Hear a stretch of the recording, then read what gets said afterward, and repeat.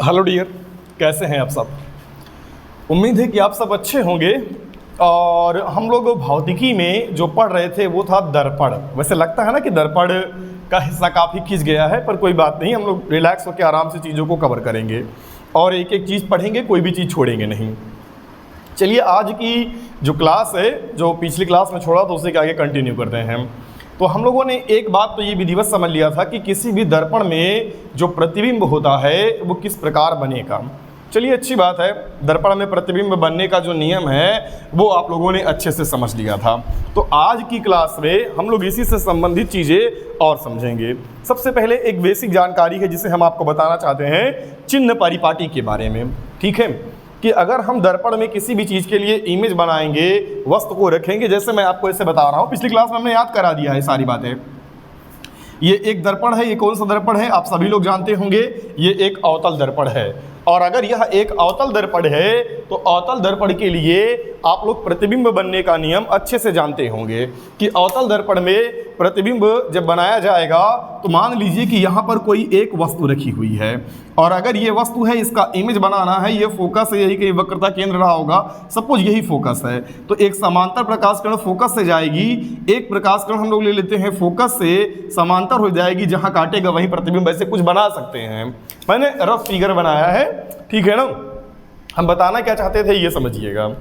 अब यहाँ पर हमारे पास एक ऑब्जेक्ट है, एक इमेज है ना। इसी प्रकार ये फोकस है तो ये फोकस दूरी हो गई, ये वस्तु है, ये दर्पण है तो वस्तु की दर्पण से दूरी हो जाएगी वस्तु की दूरी, ये प्रतिबिंब है तो इसे बोलेंगे प्रतिबिंब की दूरी, ये प्रतिबिंब की लंबाई है तो इसे हम बोलेंगे वस्तु है तो इसे हम बोलेंगे वस्तु की लंबाई, इसे हम बोलेंगे प्रतिबिंब की लंबाई।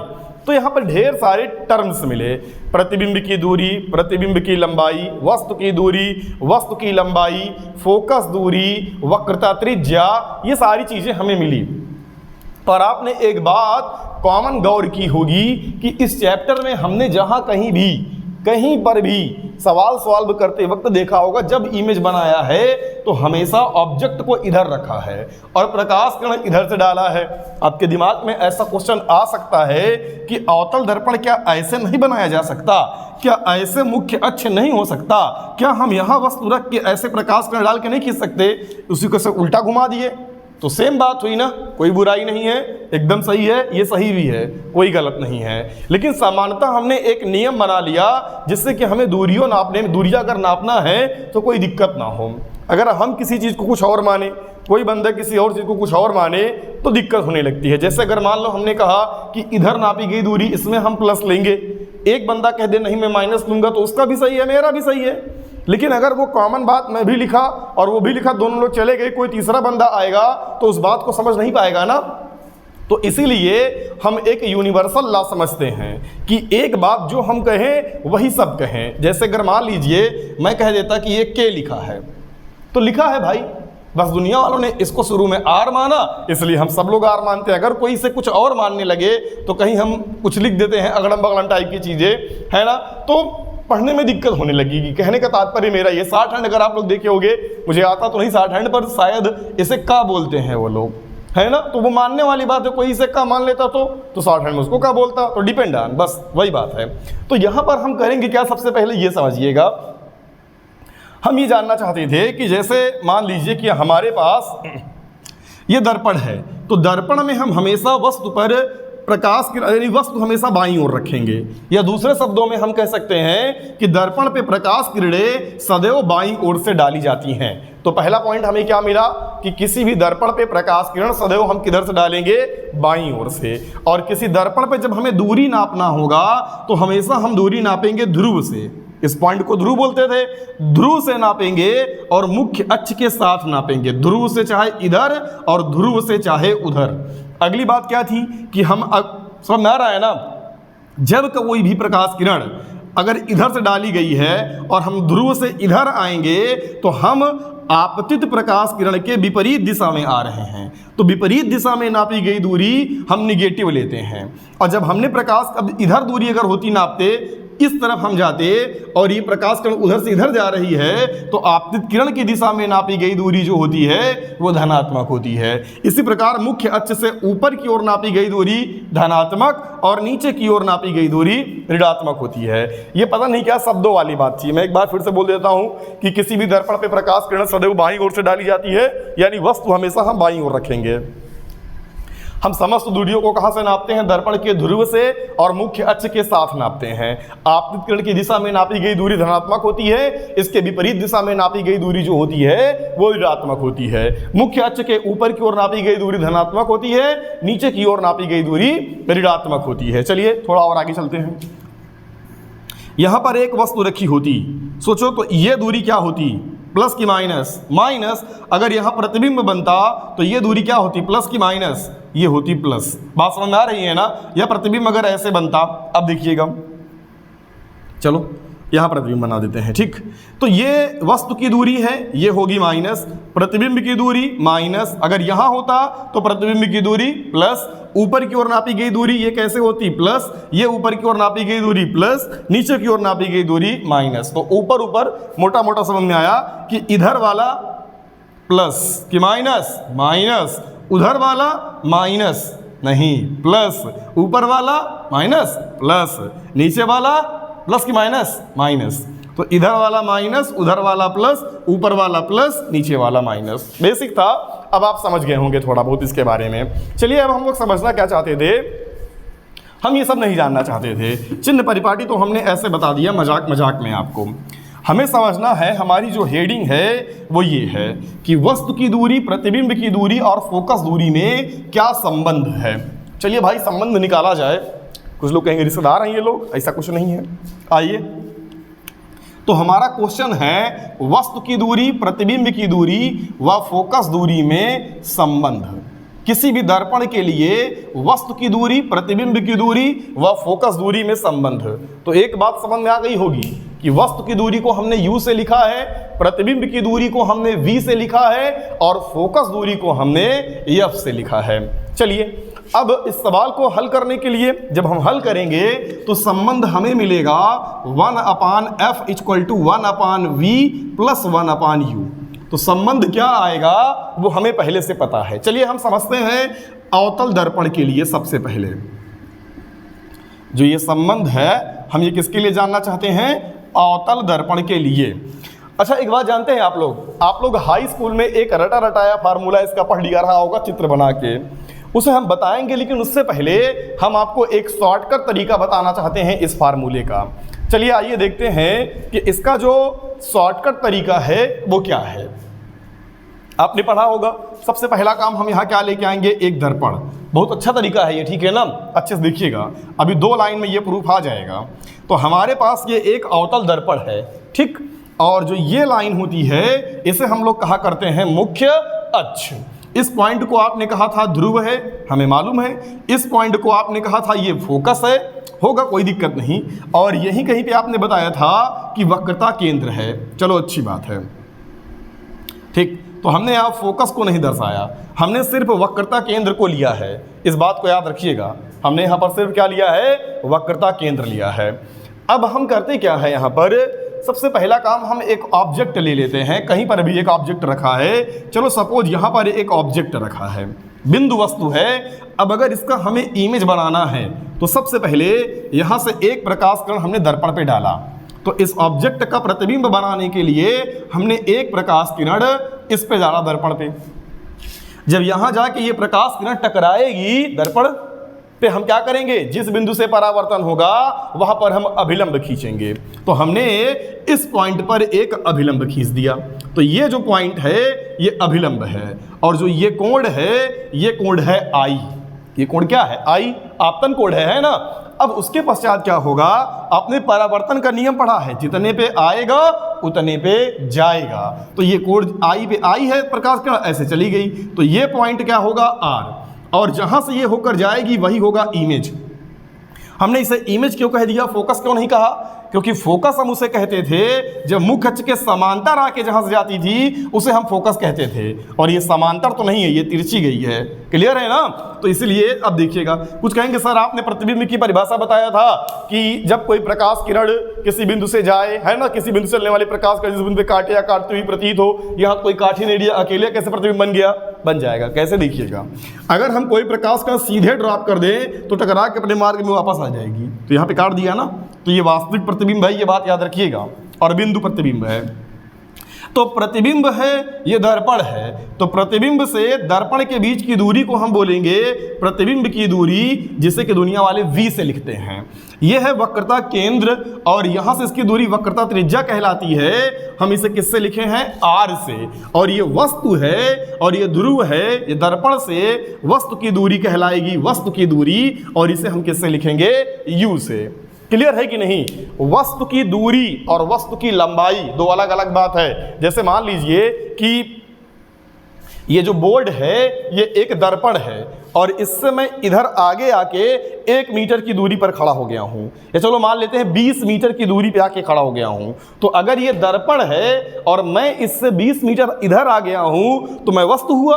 तो मेरी इस दर्पण से दूरी हो गई वस्तु की दूरी 20 मीटर, और मान लो मैं 6 फीट लंबा था, मान लेते हैं कि अगर मैं 6 फीट लंबा हूं तो इसका मतलब मैं वस्तु हूं। तो वस्तु की लंबाई कितना हो गई? 6 फीट, और वस्तु की दूरी कितना हुई? 20 मीटर।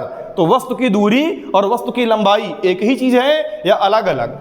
जाहिर सी बात है अलग अलग। अब मेरा प्रतिबिंब बनेगा दर्पण के अंदर। अब मान लो मेरा प्रतिबिंब 12 फुट लंबा बढ़ गया, तो मेरे प्रतिबिंब की लंबाई हो गई 12 फीट, और दर्पण के अंदर दिख रहा है दूर 40 मीटर दूर। तो इसका मतलब प्रतिबिंब की दूरी 40 मीटर और जो उसकी लंबाई है वो 12 फीट। तो प्रतिबिंब की लंबाई, प्रतिबिंब की दूरी अलग अलग चीज है। अब देखिए, तो ये प्रतिबिंब की दूरी है, ये वस्तु की दूरी है। अब देखिए, और हमें इन्हीं में संबंध निकालना है। तो सबसे पहला पॉइंट हम यहां पर क्या करेंगे? इस एंगल को हमने अल्फा माना, इसको हमने बीटा माना, और इसको हमने गामा माना। किसी कोई दिक्कत? अच्छा समझिएगा, एकदम बेस्ट है, कहीं नहीं मिलेगा किसी किताब में। बस मुद्दा ये है कि इसे आप अच्छे समझ लीजिए, ये बेहतरीन तरीका है यार, मेरा फेवरेट तरीका। वैसे हम कराएंगे सभी, जो आपको पेपर में करना है वो भी समझना। तो 2 लाइन में ये प्रूफ आएगा अगर ये समझ में आ गया तो। मैं चित्र अच्छे से इसलिए बताया क्योंकि मोस्टली ये चित्र आप हो सकता है पहली बार देख रहे हो, ऐसा बना चित्र। तो अब देखिएगा हम क्या करेंगे यहाँ पर, समझिएगा। सबसे पहला काम हम ये मान लेते हैं, जो हमारा ये पॉइंट यम है जहां प्रकाश किरण जाके टकराई है, जिसे हमने यम माना है, हम ये कह देते हैं कि जो यम है ये दर्पण के ध्रुव के समीप चला आया। तो हमने यहां पर माना कि यदि यम दर्पण के ध्रुव के समीप आ जाए, तो यहां पर हमने एक बात एकदम मान लिया है कि यम दर्पण के ध्रुव के समीप आ गया है, और जैसे ये इसके समीप आ जाएगा बच्चा, याद रखना ये तीनों पॉइंट एक ही बिंदु पे आ जाएंगे। कहने का मतलब ये समझ लो कि जब ये समीप आ जाएगा तो I से P की दूरी, I से M की दूरी बराबर हो जाएगी, C से P की दूरी और C से M की दूरी बराबर हो जाएगी, O से P की दूरी और O से M की दूरी बराबर हो जाएगी। यानी ये एक वृत्त का चाप है जिसका केंद्र ये हो सकता है, ये दोनों त्रिज्याएं हैं बराबर हैं, या जिसका केंद्र ये हो सकता है और ये त्रिज्याएं हैं, या जिसका केंद्र ये हो सकता है और ये दोनों त्रिज्याएं हैं। बात समझ में आई होगी। अब हम यहाँ एक बात और समझना चाहते हैं, ये देखो यहाँ पर एक संबंध देखो, ये जो त्रिभुज है मैंने पढ़ाया होगा, फिर से बता देता हूँ। जैसे एक मैं चित्र बना देता हूँ, ये अगर 30 है, ये अगर 70 है, तो ये कितना होने वाला है? 100। बहिष्कोण अंतःकोण के योग के क्या होता है? बराबर। एक त्रिभुज अगर मैं ऐसे बना दूं, सोचो, और अगर ये 50 है और ये भी 50, या मान लो ये भी, ये 100 है, तो ये होगा 150। हमें कैसे पता चला? ये बहिष्कोण इसके सामने वाले दोनों के योग के क्या होगा? बराबर। कुछ लोग कहेंगे सर अगर मैं ऐसे बढ़ाता तो ये भी तो बहिष्कोण हुआ, तो ये भी 150 होगा, इन दोनों को जोड़ दो, ये 150 होगा। और वैसे देखो 2 तिरछी रेखा काटी है तो ये दोनों कोण इधर उधर के बराबर नहीं होगा। समझ में आ गया ना? तो बेसिक चीज थी, उम्मीद करते हैं कि आपको आ रहा होगा। चलिए अच्छी बात है। तो अब हम यहाँ बता रहे हैं कि बहिष्कोण, तो ये एक त्रिभुज दिखा जिसका बहिष्कोण बीटा है और इन दोनों के योग के बराबर है, यानी गामा की अल्फा, अल्फा और प्लस आई बराबर हमें मिला बीटा। तो अगर मैं आई बराबर निकालता तो मुझको मिलता बीटा माइनस अल्फा। ठीक है, इनको ऐसे रहने दीजिए। इसी में अगर आगे देखा जाए तो यहाँ पर ये जो बहिष कोण है, देखिए बहिष कोण ये है गामा और ये अंदर वाले दोनों के बराबर है, यानी हम कह सकते हैं कि बीटा और प्लस जो ये आर है बराबर ये गामा है, और इसको मैं उधर भेज दूं तो आर बराबर मेरे को मिलेगा गामा माइनस बीटा। ये अभी आगे इस तरीके की बात एक प्रूफ में और आएगी, ठीक है, जब लेंस हम लोग पढ़ने लगेंगे तब, ठीक है। पर अभी इस बात को समझिए, तो हमें आई और आर बराबर क्या होता है वो फैक्ट मिल गया, पर उससे मजेदार फैक्ट क्या है मालूम है, परावर्तन के नियम से आई और आर का मान आपस में क्या है, बराबर।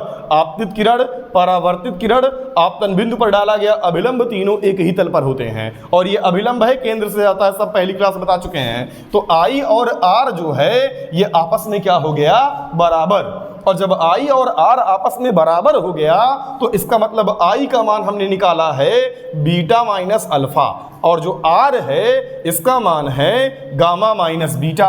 बीटा को उधर भेज देंगे तो ये माइनस है, उधर गया प्लस, और बीटा बीटा हो जाएगा 2 बीटा, और ये अल्फा है माइनस, इधर लाएंगे तो हो जाएगा क्या, प्लस, तो हो जाएगा गामा और प्लस अल्फा। अब मजेदार बात देखिएगा, जो ये बीटा है ये वाला कोण है, और कोण बराबर चाप बटे त्रिज्या, तो कोण बराबर बीटा बराबर चाप यानी पीएम, तो हम इसे लिख सकते हैं पीएम, पीएम ये हो गया चाप, और बटे त्रिज्या यहां से यहां तक की दूरी है पीसी, और बराबर गामा, देखिए ये रहा गामा, और कोण बराबर क्या होता है, चाप बटे त्रिज्या, तो जो ये चाप है इसका मान तो हो गया पीएम, लेकिन जो ये त्रिज्या है वो हो गया पी आई, और प्लस ध्यान से देखो अल्फा, तो अल्फा ये वाला कोण है, तो कोण बराबर चाप बटे त्रिज्या, तो यहां पर भी चाप का मान तो पीएम ही है, पर त्रिज्या का मान ये पी से लेके ओ तक है पीओ। पहले बताइए ये बात समझ में आई कि नहीं, हमने कैसे एक ही चाप के लिए इसको भी तीनों को त्रिज्या माना, समझ में आया। हमने ये माना है ये दर्पण के ध्रुव के समीप आया इसलिए ऐसा जादू हो सका। तो कुछ लोग इसको जस्टिफाई कर सकते हैं कि नहीं ये आपका प्रूफ करने का तरीका गलत है। अगर आप इसे ऐसे जस्टिफाई कर दिए कि प्रूफ करने का तरीका गलत है ना, तो जो आप किताब में देख के रटा रटाया ज्ञान आप देख रहे हैं, सॉरी यार, तो उसमें आप देखेंगे उस किताब में भी एक जगह ये पॉइंट लिखा है कि ये दर्पण के ध्रुव के अत्यंत समीप चला है, तो इसका मतलब वो भी गलत है फिर। तो इसीलिए इस बात की डिबेट में हमें नहीं पढ़ना, ठीक है ना, कि ऐसे कैसे मान ले रहे हैं दर्पण के ध्रुव के समीप आया तो बराबर हो गया। ये 100% सत्य है, बस आपको किसी से उलझना नहीं है, जो आपको आ रहा है वो बेहतरीन है। अब आगे देखिएगा, ये मस्त तरीका यार, मेरा तो फेवरेट है ये। अब देखिए हम यहाँ करने वाले क्या हैं, 2 और जो चाप पीएम है इनको पढ़ा रहने दीजिए, प्रधानमंत्री की बात है भाई। पीसी, तो पी से लेके सी तक की दूरी को हम कहते हैं वक्रता त्रिज्या, और वक्रता त्रिज्या को दुनिया वाले किससे लिखते हैं, आर से, तो हमने लिख दिया आर। पर कुछ लोग कहेंगे सर नहीं हम आगे लगाएंगे माइनस, क्यों लगाया मालूम है, क्योंकि इधर वाली दूरी क्या होती है माइनस, और इधर वाली प्लस, तो यहाँ सब कुछ उधर ही है तो सब कुछ लगाएंगे माइनस, बराबर। यहाँ पर भी अपने पीएम साहब हैं, और बटे पी आई, प्रतिबिंब की दूरी हमने वी लिखा है पी से लेके आई तक, और प्लस में या माइनस में, तो माइनस वी और प्लस, यहाँ पर भी लिखेंगे पीएम, और पी से लेके ओ तक की दूरी यू है ना, वस्तु की दूरी यू है, और आगे लगाएंगे तो ये माइनस। अब यहाँ देखिए 2 यहाँ पर चाप पीएम लिखा है, और हमने इसके पिछले जस्ट वीडियो में हमने बढ़ाया है आपको, यह बराबर होता है r/2। यहाँ चमक तो नहीं रहा है, दिख रहा होगा, और दिख नहीं रहा तो सुनाई दे रहा होगा कि यह बराबर r/2, तो r बराबर हम लिख सकते हैं 2f, तो r के स्थान पे हमने 2f लिख दिया। अरे f है भाई, इसको पोलियो मार दिया क्या, अब सही है। यहाँ पर हमने पीएम जी को ले लिया कॉमन, और साथ में माइनस को भी ले लिया, तो यहां से बचा 1/v, माइनस भग गया, पीएम भग गया, अपना पीएम है भी, जब ये भग गया तो यहां से आया 1/u, और ध्यान से देखो तो ये पीएम और ये पीएम कट गया, और ये 2 से ये 2 कट गया, इस माइनस से ये माइनस कट गया, तो हमें मिला 1/f बराबर 1/v प्लस 1/u। देखो कितना आसान था ये ना।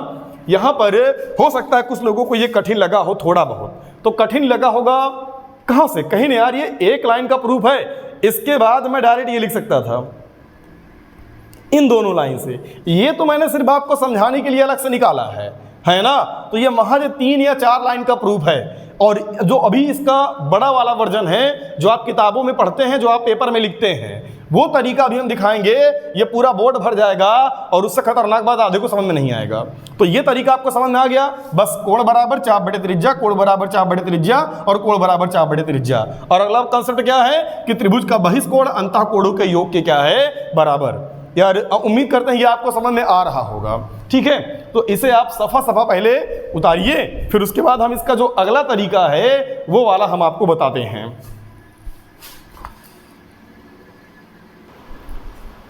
तो आगे हम लोगों को ये समझना था कि उसका जो अथवा था ना, उसका जो शॉर्टकट था वो और क्या था, 1/f बराबर 1/v प्लस 1/u अवतल दर्पण के लिए हम लोग पेपर में क्या करते हैं, चलिए उसको भी देख लेते हैं। लॉन्ग कट, शॉर्टकट तो हम लोगों ने समझ लिया था।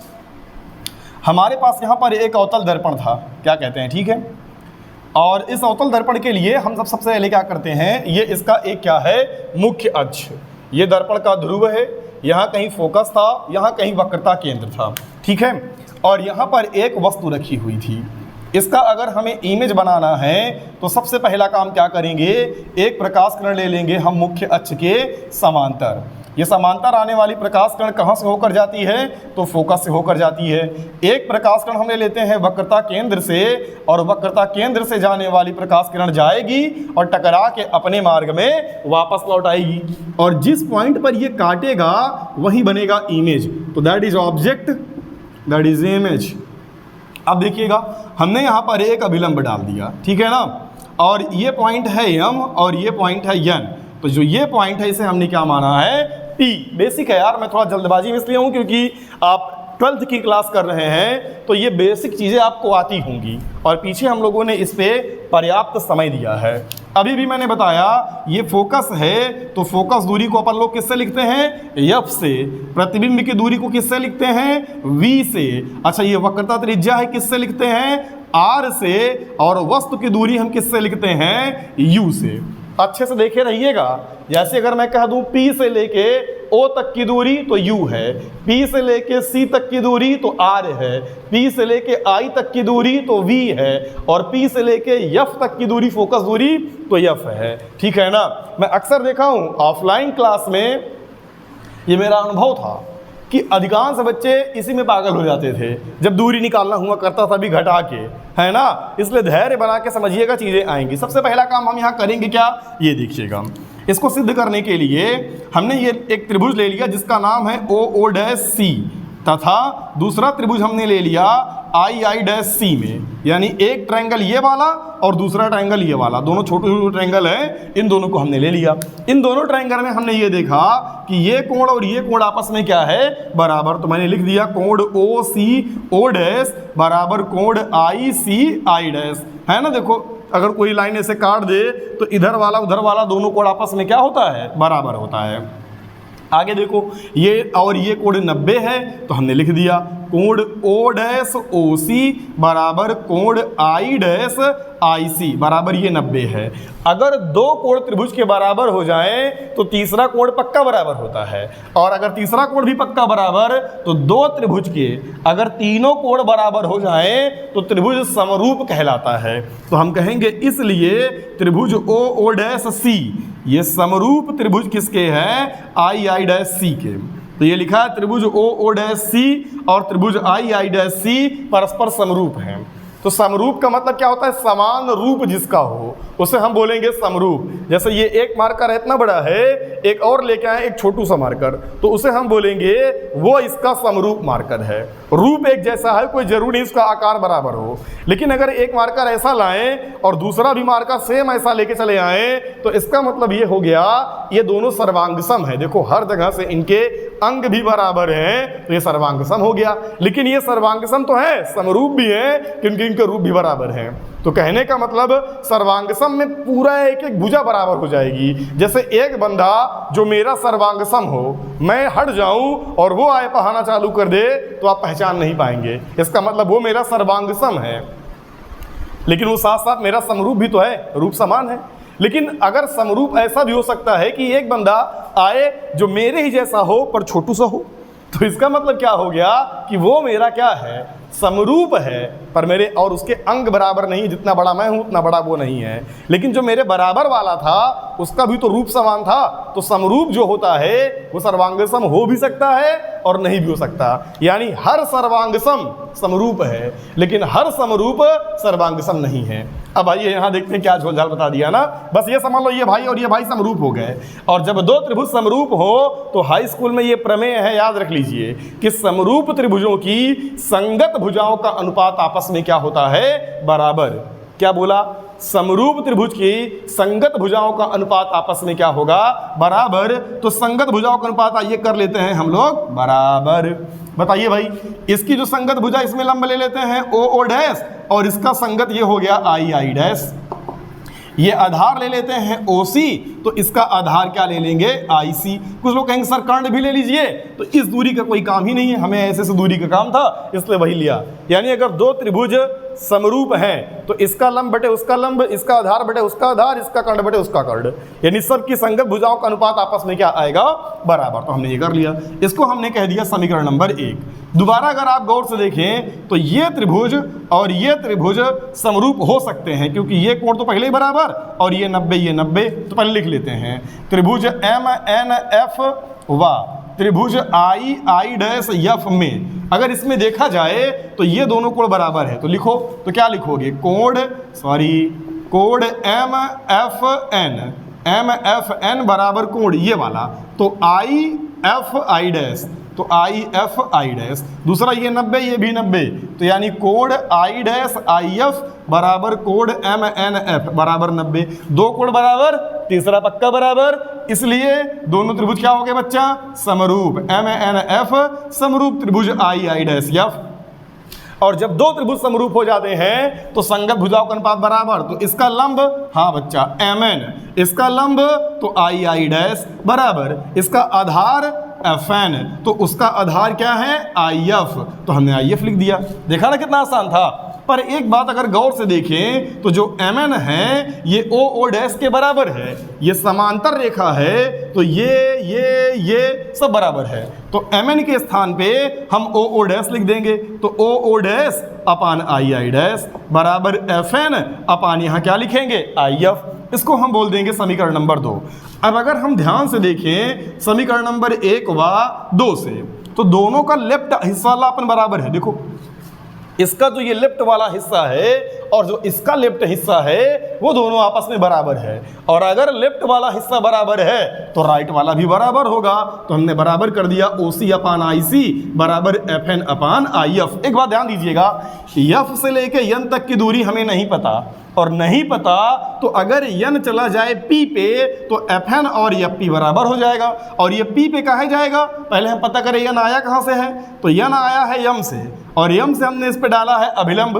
तो अगर M यहाँ होता तो अभिलंब ऐसे आता, यहाँ होता तो अभिलंब एकदम P पे ही आ जाता। इसका मतलब अगर M दर्पण के ध्रुव के समीप आ जाए तो N चला जाएगा P पे।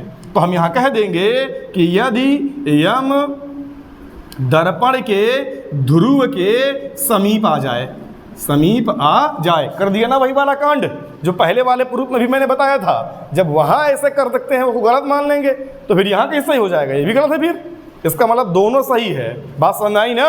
अब आगे देखिएगा, जब यहाँ समीप आ जाएगा तो ये यहाँ चला जाएगा, तो FN और FP बराबर, यानी हम FN के स्थान पे लिख सकते हैं FP। तो लिखाइए सर, यहाँ पर लिखा है OC अपान IC और FN के स्थान पे FP अपान IF। अब हम इसी को सॉल्व करेंगे। देखिएगा जल्दबाजी में तो हम नहीं बता दे रहे हैं, एक बार में ना आएगा तो आपके पास ऑप्शन दोबारा इसलिए जल्दी से, है ना। अब आइए देखते हैं, तो हम यहाँ लिखते हैं OC अपान IC, लिख देता हूँ। अच्छा मैं, हमें मिला है OC अपान IC और बराबर यहाँ पे मिला है FP अपान IF। ध्यान से देखिएगा, O से लेके C तक की दूरी, चित्र में देखिए, यही हिस्सा अक्सर मैं देखा हूँ 10 बच्चों में 7 लोग 6 लोग की समस्या होती है, वो बेचारे दूरी ढूंढ नहीं पाते। सामान्य जो एवरेज बच्चे होते हैं पढ़ने में वो आराम से हल कर लेते हैं, आराम से समझ लेते हैं। पर हमने क्या कहा कि 100 बच्चों की क्लास में, 150 बच्चों की क्लास में हमने देखा है ये बात कि माम चला 10 लोग को आ रहा है, बाकी 80-90 लोग बैठ मुंह बना देख रहे हैं, क्या हो रहा है पता नहीं, बस हाँ सर लगा रहते हैं। और तो व्यवस्था है आपके पास, न कोई पूछने वाला है, कोई टेंशन भी नहीं है, बस मैं एकदम मोबाइल में देख रहे हैं। इसलिए अच्छे से देखिएगा, और मस्त समझिएगा, हमें O से लेके C तक की दूरी, ये दूरी चाहिए, और ये दूरी हमें पता नहीं, पर हमें पता है कि ये दूरी कितना है R, ये दूरी कितना है U।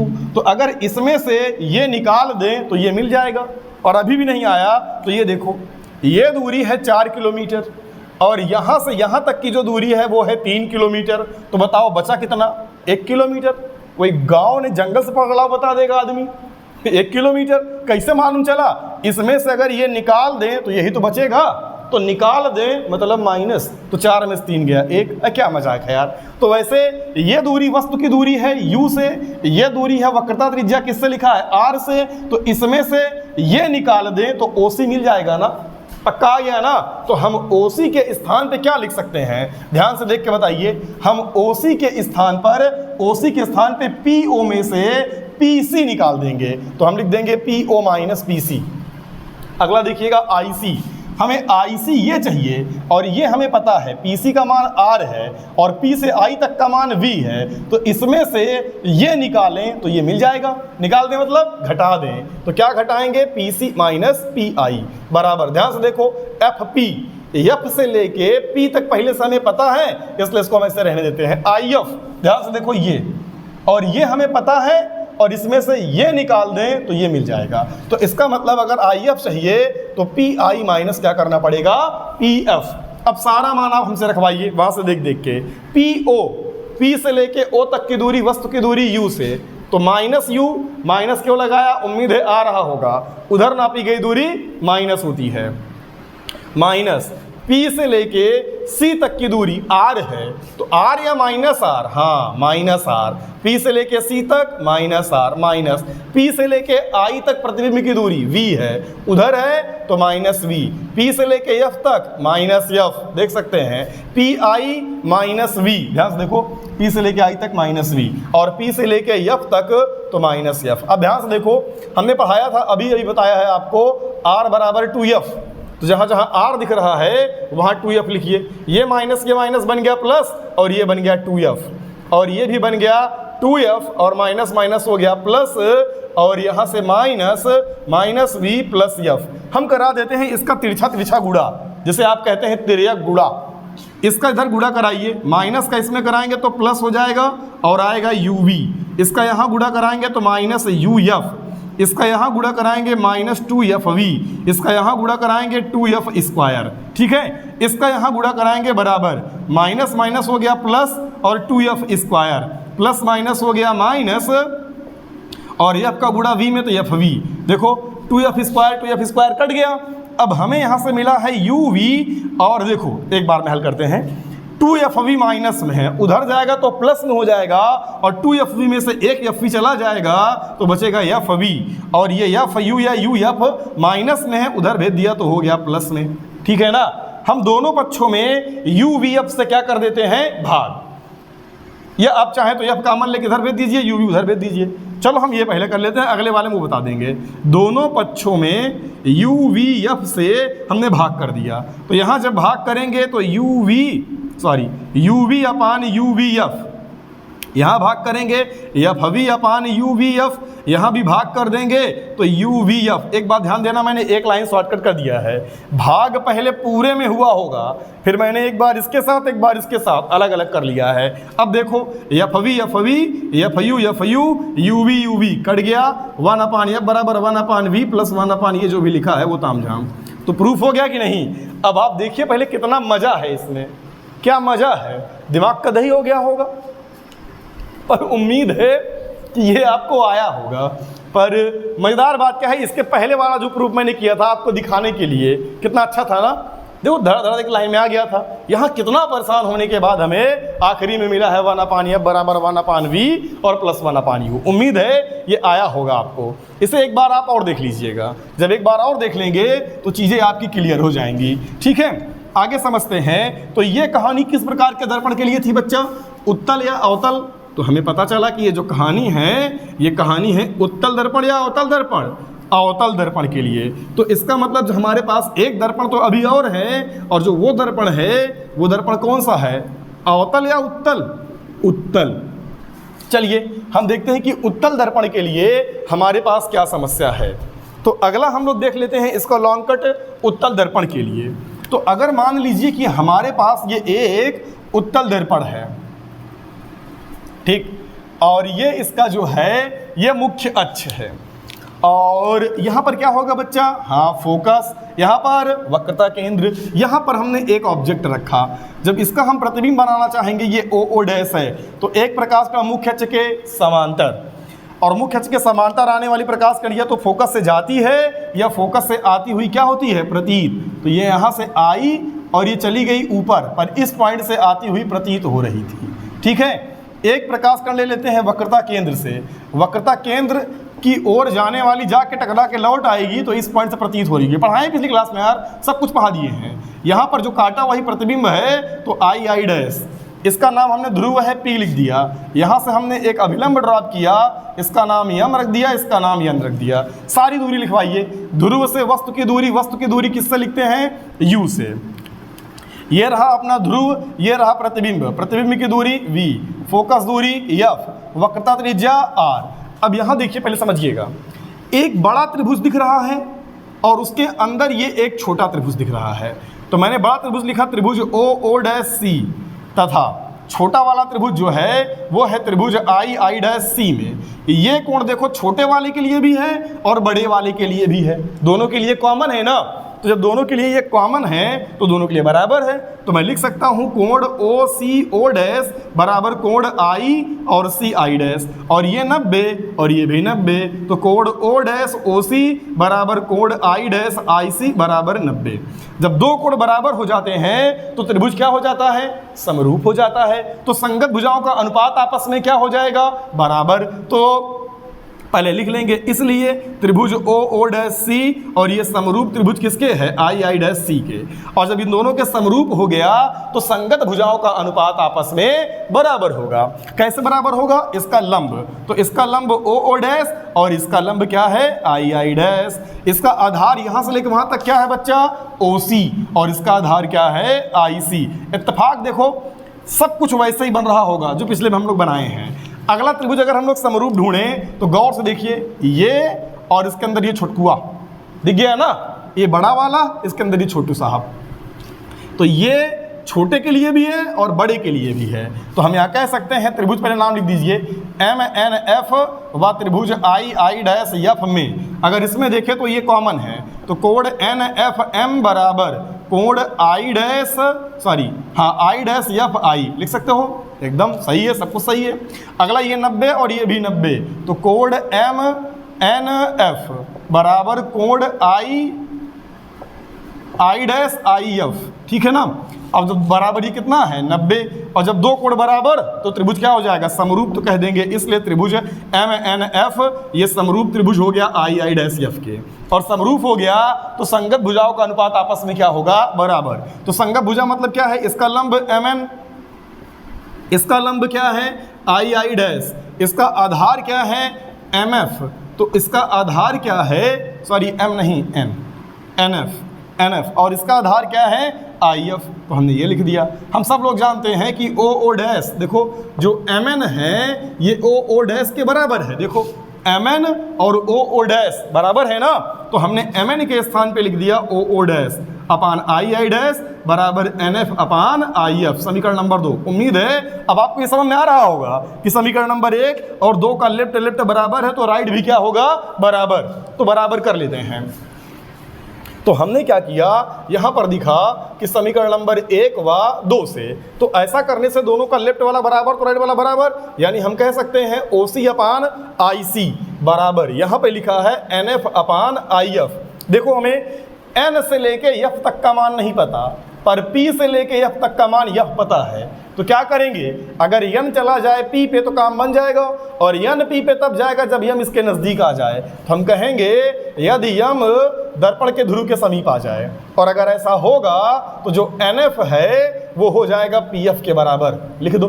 तो यहाँ पर हम कह देंगे ओ सी अपान आई सी और एन एफ के स्थान पे P F upon I F. अब सारी बुद्धि फिर से लगाइए आप लोग, देखिए O से लेके C तक की दूरी चाहिए, और ये है U और ये है R, दोनों को जोड़ दो तो इसका मतलब OC मिलेगा तब जब P से लेके जाएंगे O तक और P से लेके C तक, तो PO और प्लस PC और अपान IC। देखो अगर I से लेके C तक चाहिए तो इस पूरे PC में से PI निकाल दे तो IC मिल जाएगा। तो हम कह सकते हैं PC और माइनस PI। हमें PF पहले से पता है, IF ये हमें चाहिए, ये है F, ये है V, इसमें से ये गया तो बचा ये। उम्मीद है ये आ रहा होगा। तो मैं IF के स्थान पे लिख सकता हूँ PF माइनस PI। अब करना क्या है, पूरा भाग मान रखना है। देखिए P से लेके O तक वस्तु की दूरी है U, तो यहाँ लिखेंगे U। सही है, कतई नहीं गलत है। आगे लगेगा माइनस, क्योंकि इधर नापी गई दूरी क्या होती है, माइनस। आगे देखो प्लस P से लेके C तक, तो P से लेके C तक की दूरी R है, तो हमने यहाँ लिख दिया R।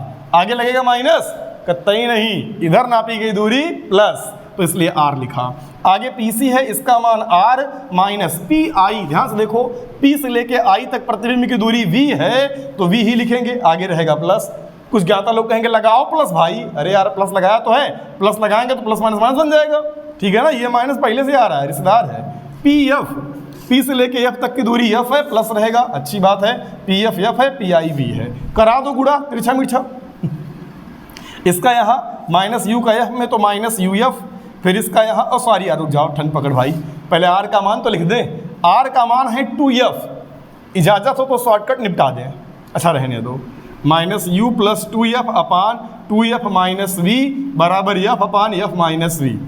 अब क्या करेंगे, गुणा करा देते हैं।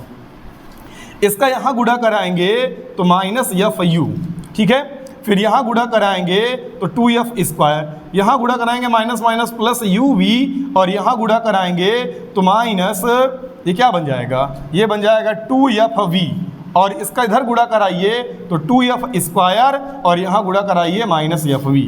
2F स्क्वायर कट गया, ठीक है। अब ध्यान से देखिएगा, यहाँ मैं लिख देता हूँ, इधर हमारे पास UV बचा है, ये देखिए 2FV माइनस है, उधर जाएगा तो प्लस हो जाएगा। जब उधर गया और प्लस हो गया तो वहाँ माइनस FV, वो उधर गया प्लस 2FV, तो घट जाएगा और बचेगा सिर्फ और सिर्फ, सॉरी इसलिए बोल रहे हैं कि गलत लिख रहा था, FV, और माइनस FU है, उधर गया तो प्लस FU। तो पहला तरीका दोनों पक्षों में UVF से भाग कर देंगे, वो बता चुके हैं। अगला क्या कर सकते हैं, ये देखो मैं यहाँ F कॉमन ले सकता हूँ, तो V प्लस U बच गया। F को इधर भेज दो, UV को उधर भेज दो, तो 1 अपान F बराबर V प्लस U अपान UV। अलग अलग करो तो 1 अपान F बराबर V अपान UV और प्लस U अपान UV। U V कट गया, 1 अपान F बराबर 1 अपान U प्लस 1 अपान V, या 1 अपान V प्लस 1 अपान U। बेहद आसान, कोई दिमाग ही नहीं लगाना, ये प्रूफ आपको आ गया होगा। अब आप यहाँ पहुँच करके उतारेंगे पूरी चीज़ को। अब आगे देखिएगा, ऐसे सवालें आप आसानी से कर सकते हैं, बस मुद्दा यहाँ पर ये है आपको चित्र आना चाहिए। और याद रखिएगा, लेंस या पूरे ऑप्टिक्स से मैं गारंटी लेता हूँ कि आपके बोर्ड के पेपर में 1 या 2 प्रूफ पक्का आएगा। लेंस मेकर का फार्मूला आ जाएगा गोलीय अवतल पृष्ठ के लिए, गोलीय उत्तल पृष्ठ के लिए, गोलीय उत्तल अपवर्तक पृष्ठ के लिए, है ना। ये संबंध पूछ लेगा, प्रिज्म के लिए अपवर्तनांक का फार्मूला पूछ लेगा, और लेंस के दर्पण के लिए ये तो पता है कितनी बार पूछा है, गिनती ही नहीं है। वो भी इंटरमीडिएट के पेपर के लिए बात कर रहा हूँ, भले ये लग रहा होगा कि ये हाई स्कूल का है ना। तो हर एक टॉपिक को कवर करेंगे हम लोग क्रम से, ऐसा नहीं कि कूद फान के आगे पीछे करते रहेंगे, आज ये टॉपिक देख लो कल वो टॉपिक देख लो, ऐसा नहीं। हम लोग पूरा एक तरफ से ऑप्टिक्स अच्छे से निपटाएंगे, जिससे कि छोटी से छोटी बात हो या बड़ी से बड़ी बात हो, हर एक बात हमें स्पष्ट आनी चाहिए। अब इसका प्रूफ आपको याद कराने की जरूरत नहीं है, ऑफलाइन क्लास रहती है तो मज़ा आती है, इसमें याद कराने पे टाइम की बर्बादी है। पर एक बार हम बता देते हैं आपको, देखिएगा, क्योंकि यहाँ पर व्यवस्था है ना। बैक करिए, पूरा देख लीजिए, फिर से बैक करिए, फिर से देख लीजिए, 4 बार देख लीजिए, याद हो गया। पर देखिएगा क्या किए थे, ये एक अवतल दर्पण था, क्या कहते हैं याद है, यहाँ पर इसका मुख्य अक्ष था, है ना, यहाँ पर इसका फोकस था, यहाँ पर वक्रता केंद्र था, यहाँ पर रखा हुआ था क्या, वस्तु। समांतर प्रकाश किरण फोकस से होकर गई, वक्रता केंद्र वाली गई, टकराएगा अपने मार्ग में वापस। यहाँ बन गया प्रतिबिंब, ये क्या है बच्चा, ओ डैश, ये क्या है आई डैश। हमने कहा ये कोण आपस में क्या है, बराबर, ये 90 ये 90 समरूप हो गया, संघ भुजा का अनुपात आपस में क्या होगा, बराबर। संघ भुजा मतलब इसकी भुजा है ओ डैश, इसकी क्या है आई डैश, और इसमें क्या है OC, उसमें क्या है IC, है ना। उसके बाद दोबारा हमने बताया कि ये कोण और ये कोण आपस में बराबर है और ये 90 है और ये लंब डाल दिया ये 90 है। इसका मतलब दोनों समरूप हो गए, संग भुजाओं का अनुपात बराबर होगा। तो ये m था और ये पॉइंट क्या था, ये पॉइंट p था। तो हम कह देंगे यहाँ से mn और अपन यहाँ से क्या लिखा है i डैश बराबर यहाँ पर क्या आएगा fn और यहाँ से क्या आ जाएगा if। फिर आपने बताया कि mn को हम लिख सकते हैं o डैश, बराबर था। लेफ्ट लेफ्ट बराबर हो गया तो राइट राइट क्या हो जाएगा बराबर, यानी OC अपान IC बराबर FN अपान क्या आ जाएगा IF। फिर हमने बोला दर्पण के ध्रुव के समीप चला आया तो FN जो है वो FP के बराबर, तो यहाँ लिख देंगे FP। अब सारे मान पता है हमें, O से लेके C तक का मान हमें लिखना है तो PO माइनस PC, IC का मान लिखना है तो लिख देंगे PC माइनस PI, PF का मान हमें पता है, IF का मान लिखना है तो PI माइनस PF। धूम धड़ाके से गुणा भाग कराएंगे और 1/f बराबर 1/v प्लस 1/u मिल जाएगा। सही है कि नहीं? चलो ठीक है यार, उम्मीद करते हैं ये बहुत ही बेसिक है, ये आपको आ रहा होगा, आ ही रहा होगा ना। अच्छा बताओ उत्तल वाला क्या था, अरे क्या क्या था, यहाँ ऐसे था, प्रकाश केंद्र था, यहाँ पर फोकस था, वक्रता केंद्र था, ऐसे आया था और ये फोकस जाता हुआ प्रतीत होगा, यहाँ से भेज देंगे, जहाँ काटेगा यहाँ विलंब डाल देंगे, कर लेंगे यार। आप बहुत तेज हैं आप लोग, ठीक है बेसिक है, एक बार आप देख लीजिएगा। दरअसल हमारा मूड तो है इसको और आगे पढ़ाया जाए, पर पढ़ाने के लायक नहीं है, क्योंकि आज जब ये हम वीडियो रिकॉर्ड कर रहे हैं तो रोज़ की अपेक्षा थोड़ा आज गलत टाइम पे रिकॉर्डिंग हो रही है और इतने कायदे से गर्मी लग रही है कि क्या बताएं, बॉल से पसीना टपक रहा है। और आज आप लोग को नॉइज़ प्रॉब्लम हो रही होगी, आपको बहुत आवाज़ आ रही होगी मेरे आवाज़ के साथ साथ, क्योंकि आज 3 फैन लगा लिए हैं, उसके बावजूद भी देखो पसीने से एकदम हम भीग चुके हैं, बहुत सारा पसीना निकल रहा है ना। तो सोच रहे हैं कि बस इतना करते हैं। और आप लोग की एक शिकायत हो सकता है इस बात क्योंकि क्लासेस आपको परमानेंट रेगुलर नहीं मिल रही हैं। दरअसल आप समझ रहे होंगे ना, लॉकडाउन का समय है, घर से कोचिंग तक आना पड़ता है, कभी पानी बरस गया, कभी कुछ काम हो गया, तो इसके लिए खेद है हमें, हम क्षमा चाहते हैं आपसे, पर हम प्रयास करेंगे कि कंटिन्यूटी बरकरार रहे। ठीक है, प्रयास करते हैं पर कोई ना कोई काम आ जाता है यार, अब क्या करें। ठीक है, उम्मीद करेंगे आप इस बात को समझ रहे होंगे। और अगर आपको कोई भी दिक्कत हो हमें ज़रूर बताएं, ठीक है। कोई टॉपिक आपको विज्ञान का नहीं आ रहा है, आप बताते जाएं, जितने लोग देखते हैं तो आपकी डिमांड के हिसाब से हम उस टॉपिक को ज़रूर कवर करने का प्रयास करेंगे। मैथमेटिक्स का जो हिस्सा आपको नहीं आ रहा होगा बताइएगा, उस हिस्सों को भी हम समझेंगे, ठीक है ना। और फिर आगे जैसा होगा देखते, बाकी जो चल रहा है कोई दिक्कत नहीं है। तो रिवाइज करिएगा, चीज़ें समझ में आएंगी। नेक्स्ट वीडियो में हम लोग चैप्टर खत्म करने का प्रयास करेंगे। उम्मीद मेरी ये थी कि आज हम थ्योरी पूरी समाप्त कर लेंगे, सिर्फ बचा ये है आवर्धन, और अगला आपका जो बचा है वो है क्या, दर्पण का उपयोग, फिर उस पर है सवाल। तो अगली क्लास में सवाल और जो थोड़ा सा प्रूफ है 10 मिनट का वो पूरा हम लोग समाप्त कर लेंगे। उसके बाद आएगा मज़ेदार ऑप्टिक्स का हिस्सा जो अब तक आप पढ़े नहीं होंगे, और उसे पढ़ाने में फिर मज़ा आएगी हमें, है ना। जब चीज़ें आपको आती रहती हैं तो पढ़ाने में मज़ा नहीं आती। बताओ वो जो आपको ना पता हो तो मज़ा आती है। अब कॉमन बातें तो सभी बताए रहते हैं, हर स्कूल, हर विद्यालय, हर कोचिंग में रामलाल बुधई के अलावा सब पढ़ा रहे हैं वही बात, तो मज़ा नहीं आती। जैसे जो पहला प्रूफ आपने देखा होगा, बड़ी मज़ा आई होगी, इस पर सोचिएगा, विचार करिएगा। चलिए ठीक है, मिलते हैं नेक्स्ट क्लास में। Best of luck.